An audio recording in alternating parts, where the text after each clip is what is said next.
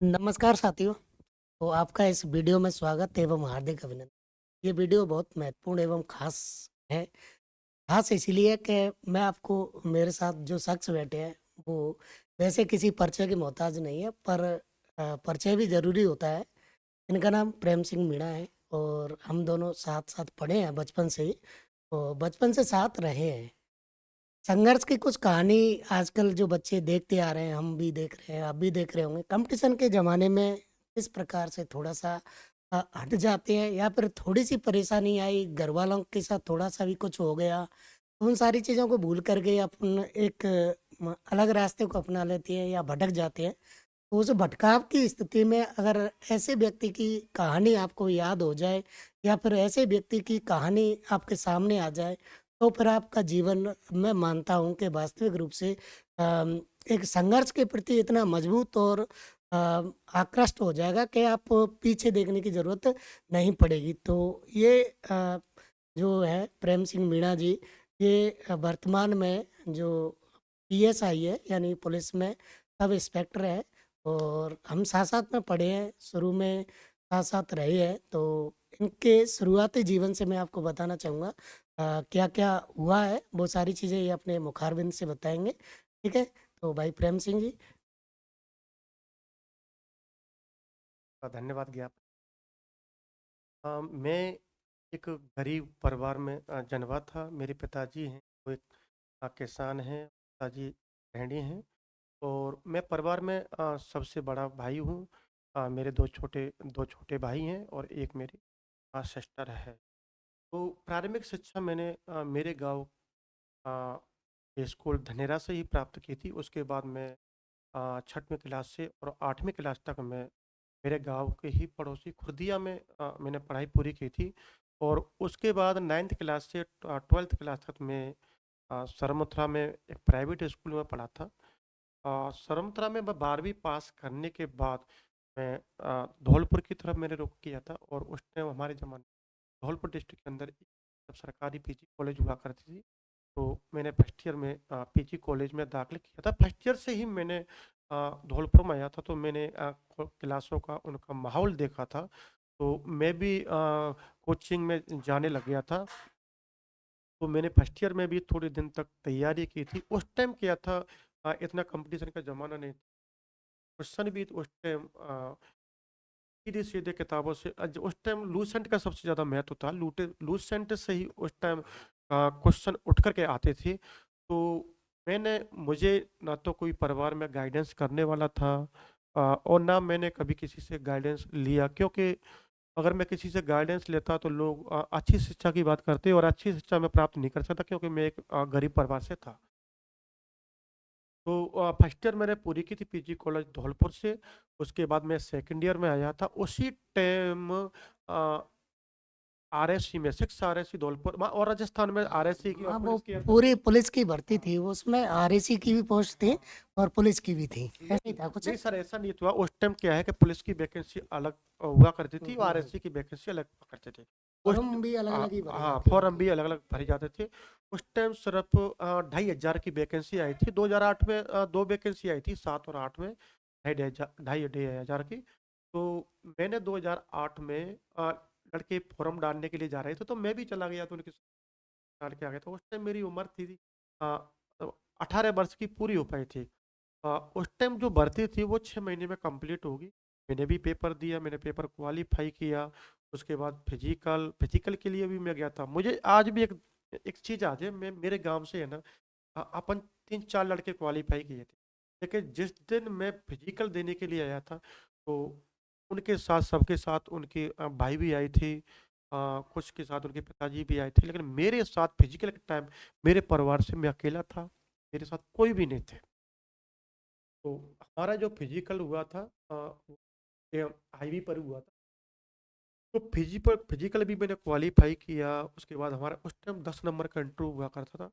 मैंने क्वालीफाई किया था। उस टाइम क्या था, जैसे ही भर्ती प्रक्रिया से संबंधित और शाम को रिजल्ट सुना दिया जाता था। ऑफलाइन हम सभी मैदान में बैठे थे, तो हमारा रिजल्ट सुनाया जा रहा था। मैं मतलब कैटेगरी बाई रिजल्ट सुनाया जा रहा था। हाँ। तो मैं अपनी कैटेगरी का इंतजार कर रहा था, मुझे नहीं पता। तो अचानक से मेरा जनरल कैटेगरी में नाम बोला, तो मुझे आश्चर्य हुआ था। और मैंने उस टाइम जनरल कैटेगरी फाइट की थी। 2008 में मैं सिक्स RSC धौलपुर में भर्ती हो गया था। उस टाइम मेरी मात्र उम्र थी 18.5 वर्ष। 18.5 वर्ष की आयु में मैं सिक्स RSC धौलपुर में कांस्टेबल के पद पर भर्ती हुआ था। उसके बाद मैं उस नौकरी से संतुष्ट था, हाँ, क्योंकि मुझे एक आजीविका का साधन मिल गया, क्योंकि मैं परिवार से था। मैं नौकरी करता था और मैंने पढ़ाई भी छोड़ दी थी, क्योंकि मेरी फर्स्ट ईयर हुई। सेकंड ईयर के टाइम मैं ट्रेनिंग में चला गया, मैंने पेपर नहीं दिए थे। उसके बाद मैंने ट्रेनिंग कंप्लीट की, वापस धौलपुर आया। धौलपुर के दौरान ही मैंने प्राइवेट ग्रेजुएशन करने का फैसला किया। उसके बाद नॉन मैंने कॉलेज। फिर मैंने सेकेंड ईयर की, थर्ड ईयर पूरी की थी। अब मेरी सर मैंने ग्रेजुएशन कर रखी है। उसके बाद हमारे पास मैंने पढ़ाई भी छोड़ दी थी, कोई भी चारा नहीं था। हाँ, मैं वैसे ये और मैं लगभग साथ साथ थे, शायद 1 साल ये मुझसे आगे थे। और उस समय क्या हुआ था कि वो फॉर्म मैंने भी भरा था और मैं भी पास हुआ था, लेकिन मैं उस फिजिकल को देने नहीं गया। और ये सिलेक्शन हुए थे जब, और ये काफ़ी लंबे समय तक बिल्कुल पढ़ाई से दूर रहे, क्योंकि ग्रेजुएशन इनकी हुई नहीं थी, हमारी तो रेगुलर चल ही रही थी। और ये नौकरी की वजह से दूर हो गए, फिर काफ़ी लंबे समय तक दूर ही रहे। और दूरी के बाद भी लगभग 10 साल ये पढ़ाई से दूर रहने के बाद भी जब इनका दोबारा से मन जागा कि अब मुझे दोबारा पढ़ना चाहिए, तो वो चीज़ हम इनसे पूछते हैं कि ऐसी क्या घटना हुई है जिसके बाद इनका दोबारा से ऐसा क्या हुआ कि दोबारा से उस प्लेटफॉर्म पर लौट के आए जिस दलदल में एक रोजगार पाया हुआ व्यक्ति फंसना नहीं चाहता। ठीक है, वो दलदल क्या है कि वो पढ़ाई करना एक बेरोजगारी का सा काम होता है, क्योंकि समय देना और फिर नौकरी में समय देना किस प्रकार से देना, टाइम मैनेजमेंट बहुत करना बहुत मजबूर होता है। तो देखते हैं क्या बताएंगे। उसके बाद मैं पढ़ाई से दूर हो गया था, और मेरे पे परिवार का बोझ भी था। आर्थिक स्थिति इतनी मजबूत नहीं थी। साहूकारों का कर्ज भी था, वो भी देना था। परिवार की भी जिम्मेदारी आ गई थी। 2011 में मेरी शादी हो गई थी, वो भी मेरे पे ऊपर जिम्मेदारी आ गई। तो 2017 में जैसे कोरोना काल आया। कोरोना काल के टाइम क्या है कि जो ऑफलाइन जो कोचिंग संस्थान थे वो बंद हो गए थे, और ऑफलाइन प्लेटफॉर्म की शुरुआत हुई थी। तो मैं ऑफलाइन बेस ही देखता था। मुझे लगा कि यार मैं भी तैयारी कर सकता हूँ अब, क्योंकि मुझे कोचिंग की ज़रूरत नहीं है अब। ऑनलाइन मुझे कोचिंग मिल रही है। तो मैंने कभी किसी कोचिंग वाले से कोर्स नहीं लिया था। मैं सिर्फ यूट्यूब देखता। जब जिसकी क्लास जो भी अच्छी लगी या फिर जो चैप्टर आपको कठिन लग रहा है वही देख लिया, बस फ्री हो गई। वो चैप्टर मैं उसको लिखता था। धीरे धीरे मैंने एक 1.5 साल करके ऐसा देखा था। फिर मुझे लगा यार तैयारी सही चल रही है। तो मैंने थोड़ा सा जो मेहनत की। तो 2021 में पटवारी की वैकेंसी आई। 2019 में आई थी वो पटवारी की वैकेंसी, लेकिन बाद में उसमें कुछ पद और जोड़ दिए, तो 2021 की उसको कर दिया था। तो मैंने पटवारी का पेपर दिया, तो मैं पटवारी के पेपर में मैं प्री में पास हो गया था।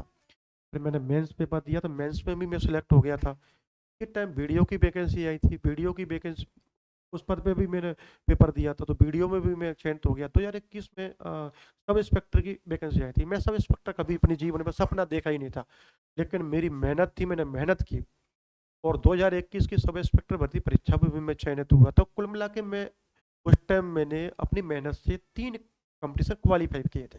उसी टाइम मैंने CET का भी पेपर दिया था, तो उसमें भी मेरे 300 में से 216 मार्क्स थे। Graduate level. हाँ, तो अब वो बहुत से बच्चे ऐसे होते हैं कि थोड़े से सफलता में अपने हुनर को भूल जाते हैं। यही वो भूल गए थे, लेकिन ये दोबारा से जब इनका हुनर जागा तो एक साथ 3-3 भर्तियों को पास करना एक आम बात नहीं होती है। एक कोइंसिडेंस नहीं कह सकते आप कि उसे भाग्यशाली होगा और उसने ये कर दिया होगा। ठीक है, तो पटवारी है, BDO है, बच्चे बहुत सारी मेहनत करते हैं, बहुत लंबे समय से कोचिंगों से जुड़े रहते हैं, ऑफलाइन पढ़ते हैं, ऑनलाइन पढ़ते हैं। लेकिन ये बात मैं भी बच्चों से कहता हूँ कि आप पूरा कोर्स किसी से मत खरीदिए। जो चैप्टर आपको नहीं आ रहा है, उसको यूट्यूब पर वीडियो बहुत सारे मिल जाते हैं। जैसे आपको अच्छा वीडियो लगे उसको देख लो। भाई पूरे कोर्स में आप बंध जाओगे, आप दूसरे की वीडियो को देखेंगे नहीं। क्या पता उसका कंटेंट कुछ ही चैप्टरों के लिए अच्छा हो, दूसरे चैप्टरों के लिए अच्छा ना हो। ऐसा कोई ज़रूरी नहीं है कि हर व्यक्ति पूरी सब्जेक्ट पे कमांड रखता ही रखता हो। ठीक है, तो आगे और इनसे थोड़ा सा और जानने का प्रयास करेंगे कि किताबें और कोचिंगों के बारे में तो आपने समझ लिया इनसे क्या है क्या नहीं करना है। तो कोचिंग तो आप इनकी तरह से पढ़ेंगे तो आप सक्सेस हो जाओगे। ठीक है, अब एक तो टाइम मैनेजमेंट नौकरी के साथ साथ कैसे किया इन्होंने, और बुक कलेक्शन, दोनों चीज़ों के बारे में और बात करेंगे। देखो सर, टाइम मैनेजमेंट मेरा सबसे परफेक्ट था। मुझे जब भी 1 घंटे का, आधे घंटे का टाइम मिलता, तो मैं सिर्फ किताब देखने लग जाता था। और किताब मैंने कम पढ़ी क्योंकि मेरे पास इतना टाइम नहीं था। लेकिन मैं सबसे ज़्यादा यूज़ किया था मोबाइल का। मोबाइल में नोट्स डालता था, नोट्सों को बैठा पढ़ता था। मुझे जहाँ टाइम मिलता, आधे घंटे का, 10 मिनट का, मैं सिर्फ देखता था, क्योंकि मेरे एक ही सपना था, मुझे इस नौकरी से किसी भी करके निकलना है। बिल्कुल, एक तरह से ऐसा हो गया कि जैसे हम बचपन में क्या करते थे कि वो आती थी मीनिंग डायरी और कुंजियाँ आती थी, तो उनको जेब में रख लेते। और जेब में रख करके जहाँ भी जा रहे हैं, हम भैंसें भी चराई हैं, सब काम किए हैं, तो जहाँ भी गए वहाँ निकाल के कुंजी निकाल ली। तो ऐसे पढ़ाई करना बहुत मज़ा आता है ऐसे पढ़ने में। लेकिन अब क्या करते हैं, अपन के टाइम फिक्स कर लेते हैं, इतने से इतने तक अपन को पढ़ना है। बाई चांस हमारा मन नहीं लग रहा है उसी टाइम, तो फिर हमारा पढ़ने का मतलब ही क्या हुआ। ठीक है, और सर से बात और करते मज़े 2008 में कांस्टेबल में भर्ती हुआ था। उस टाइम भी मैंने जनरल फाइट की थी। मज़े की ये बात थी, मैंने आरएससी के अंदर 14.5 साल नौकरी की थी। 14 साल, 7 महीने बाद मैं आरएससी से रिजाइन दे के आया था। उस टाइम पटवारी में भी मेरा सिलेक्शन हुआ, लेकिन पटवारी मैंने ज्वाइन नहीं की क्योंकि मुझे एक्सटेंशन मिल गया था 6 महीने का, तो मैंने एक्सटेंशन ले लिया था। उसके बाद मैंने वीडियो को ज्वाइन किया, 7 महीने वीडियो के पद पर रहा था, और उसके बाद मैं सब इंस्पेक्टर में चला गया। तो मैं लोगों से यही कहना चाहता हूँ, हाँ, संघर्ष आपका लंबा जा सकता है, लेकिन संघर्ष आपका हार नहीं सकता है। ये मैं दावे के साथ कह सकता हूँ। संघर्ष पराजित नहीं हो सकता है। आप हो सकता है कि आप, कोई लड़का है थोड़ा ज़्यादा इंटेलिजेंट है, वो 2 साल में सेलेक्ट हो जाए। आप अपन थोड़ा सा कम टाइम दे रहे हाँ, हैं, कुछ थोड़ा भी सा है, टाइम ले तो अपन लेंगे। थोड़ा सा ज़्यादा टाइम में सेलेक्ट होंगे। लेकिन अपन सेलेक्ट होंगे, अगर आपने हिम्मत हार ली तो आप हार गए। लेकिन आपने अगर हिम्मत से, अगर संघर्ष से आपने काम लिया, तो आपकी जीत निश्चित है। क्योंकि हमारे माइंड में 2 विचार चलते हैं, एक नेगेटिव और दूसरा पॉजिटिव। आप जिसको खुराक ज़्यादा दोगे वही जीते। ये मेरा आपसे कहना है कि संघर्ष करते रहिए, संघर्ष की निश्चित है। थैंक यू साथियों। तो ये थे सर प्रेम सिंह मीणा जी, और जो इसके बारे में मैं आपको मेरे संघर्ष की जो कहानी है, मेरे परिवार की स्थिति और जो भी चीज़ें, मैं आपको किसी दिन सुनाऊंगा, पूरा बिल्कुल बिल्कुल सुनाऊंगा। और बिल्कुल मैं तो यहाँ तक कहता हूँ, आप सोच नहीं सकते हो कि मैं किस मतलब फैमिली से हूँ। मैं तो यहाँ कहता हूँ कि मैं एक जमीन के अंदर से निकला हुआ हाँ, एक जमीन पर तो, अंकुरित जमीन पर सभी होंगे, लेकिन हाँ, जमीन के अंदर से, अंदर से अंदर से निकला हुआ एक अंकुरित हूँ। बिल्कुल। और मैंने अंकुरित होकर के जब मैं एक पेड़ बना। तो ये सर ने बहुत टाइम में बिजी है, लेकिन जैसे तैसे करके उन्होंने विनय करके आपके लिए एक इंस्पायर कहानी मैं लेके आया हूँ। और ऐसी ही कहानी आपके लिए और मिलती रहेंगी किसी अभी सर और आएंगे, जब कभी भी इनको टाइम होगा, जब थोड़ा सा और बताएंगे आपको डिटेल से। तो आज के वीडियो में इतना ही। आपके लिए तैयार रहें हमारी ऐसी ही इंप्रेशन से संबंधित कहानियों को लेकर के। आप सभी का बहुत बहुत धन्यवाद। थैंक यू सभी को।